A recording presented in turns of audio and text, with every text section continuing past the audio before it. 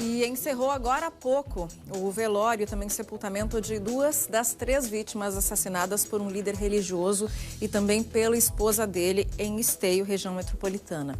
A cerimônia de despedida desses 2 jovens, 17 e 18 anos, foi no cemitério municipal de Esteio, onde está a repórter Júlia Taube, que acompanhou tudo por lá e nos traz as informações desta despedida. É com você, Júlia. Oi, Vanessa, boa tarde para você e para todos que nos acompanham. Pois é, hoje aconteceu essa cerimônia de despedida e também o enterro da Cauane Martins Komowski, de 18 anos, e do amigo dela, o Ariel Silva da Rosa, de 16 anos. Essa cerimônia de despedida e também o enterro aconteceu no cemitério municipal 2 de novembro, aqui em Esteio, município onde os amigos moravam. A terceira vítima desse caso, o filho da Cauane, o Miguel Martins Komowski, de apenas 2 meses, ainda não teve o corpo liberado pelo Instituto Geral de Perícias. O corpo do bebê ainda permanece no IGP, passando por laudos periciais para conseguir identificar exatamente a causa da morte dessa criança. Bom, Vanessa, foi uma cerimônia de despedida marcada, claro, pela comoção, pela dor da perda desses 2 jovens, mas também por muita revolta por parte da família, principalmente por conta da forma brutal como a vida da Cauane e do Ariel foi tirada. 2 jovens que eram amigos há muito tempo, segundo os familiares, eles eram amigos de longa data, estavam sempre juntos, um frequentava a casa do outro, eram muito próximos e por conta disso também, além de serem velados juntos na mesma capela, eles também foram sepultados juntos no mesmo túmulo pelos familiares. Além disso, os familiares e os amigos carregaram flores, mas também balões brancos, pedindo por justiça por esse caso, pedindo para que os acusados desse caso paguem pelo que eles fizeram.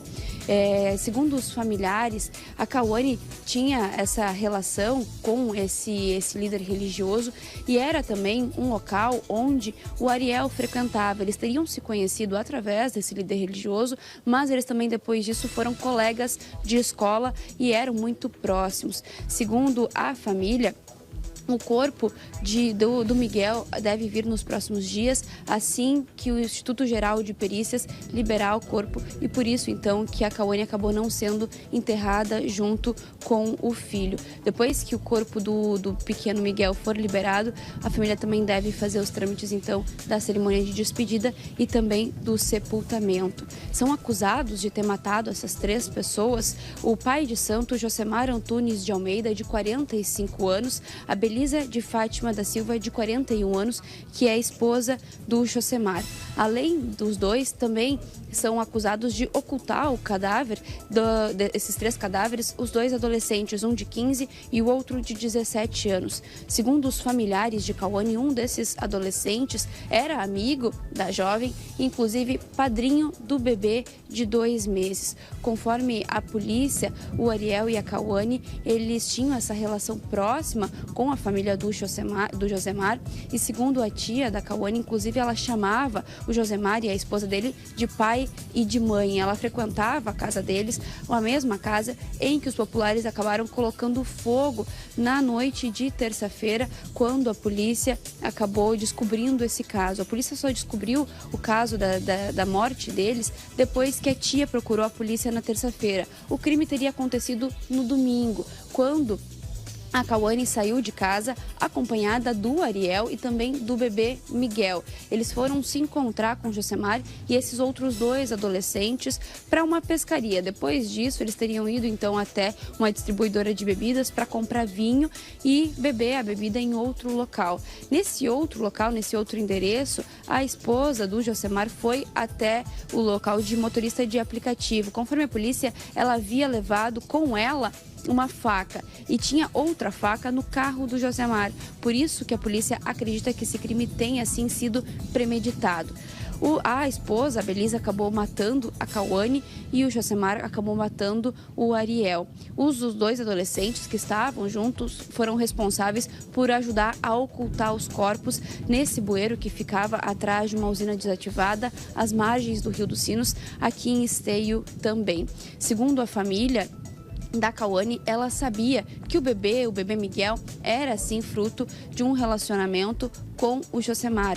Segundo a Polícia Civil, a Cauane teria sido vítima desse homem. Por quê? Ela era uma fiel dele, ele era um líder religioso, ela era uma fiel dele, e o que teria acontecido? Ele teria dito que precisava fazer uma limpeza espiritual nela. Só que para isso ele precisava ter relações sexuais com a menina, que na época era menor de idade, tinha 17 anos. Foi por isso então que ela acabou engravidando do Miguel. Segundo a Polícia Civil, a família dele e a família da Cauane todos sabiam que o Miguel era filho desse homem, só que a Cauane teria ameaçado contar isso para os outros fiéis desse líder religioso, o que acabou motivando então esse assassinato. Seria sido um assassinato por ciúmes e também para conseguir manter as aparências de líder religioso. Já o Ariel teria morrido porque ele sabia de tudo, ele sabia que o Miguel era filho do Josemar e também estava ali no momento em que o crime aconteceu. Então seria uma ocultação das provas desse crime.